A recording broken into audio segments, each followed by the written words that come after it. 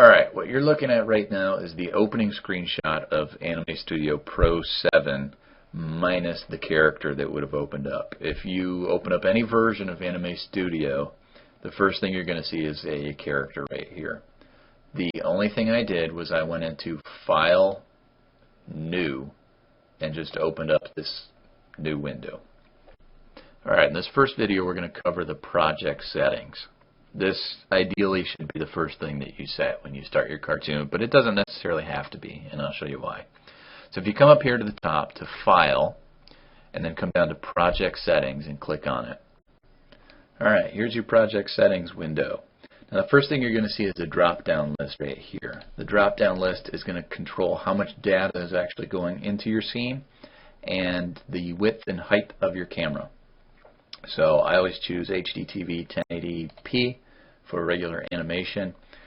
If you were going to do a still frame just to create an image, you could choose custom from the list, and then you can actually come in here and set your width and height. And this constrain proportions checkbox, if this is checked, it just means that your width is going to stay at the same proportion it is to your height.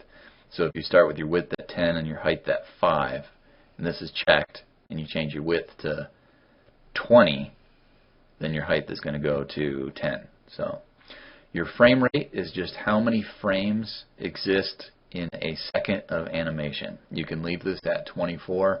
You could raise or lower it if you wanted to, but there's really not much point to it unless you're just getting into some sort of special effect or something, but I would leave it at 24. Your start frame is when you actually render your project. The first frame that's going to get rendered is frame 1.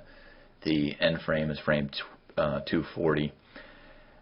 But we can change these in the project. This really doesn't matter. There's like 2 other places to change this, so don't worry about this. All you need to do is pick a size, and the rest of this we'll cover later.